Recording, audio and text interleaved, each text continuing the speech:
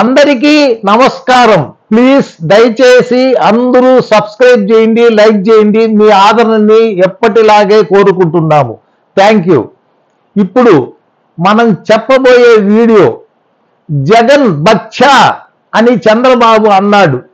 అంటే ఎప్పుడైనా విలన్లకు పోయే కాలం వచ్చినప్పుడు హీరోలు బచ్చాల్లాగా కనబడతారు. మీకు అర్థమైంది కదా? విలన్లకు పోయే కాలం వచ్చినప్పుడు హీరోలు బచ్చాల్లాగా కనబడతారు. మీకు ఉదాహరణకు శ్రీకృష్ణుడు కంసుడికి బచ్చాలాగా కనబడ్డాడు. శ్రీరాముడు మారీచుడికి బచ్చాలాగా కనబడ్డాడు. హనుమంతుడు రావణాసురుడికి బచ్చాలాగా కనబడ్డాడు. ప్రహ్లాదుడు హిరణ్యకశపుడికి బచ్చాలాగా కనబడ్డాడు. వీళ్ళందరికీ పోయే కాలం వచ్చినప్పుడు హీరో వీళ్ళకి బచ్చాలాగా కనబడతాడు. ఇప్పుడు చంద్రబాబు కూడా జగన్ బచ్చాలాగా కనబడతాడు. పోయే కాలం వచ్చిందని అర్థం.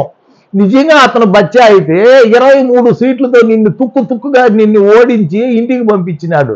మళ్ళీ వచ్చేటప్పుడు రారా నువ్వు బచ్చా, నేనే వస్తాను చూస్తాను, 150 పోటీ చేయొచ్చు కదా, ఇంకొక 6 మందిని కలుపుకొని వచ్చినావు. దీన్ని బట్టి జగన్ బచ్చానా ఏమని అందుకు జనానికి తెలుస్తావా? అసలు నిజంగా జగన్ బచ్చా అయితే నువ్వు లుచ్చా చంద్రబాబు. అంతే. Thank you very much.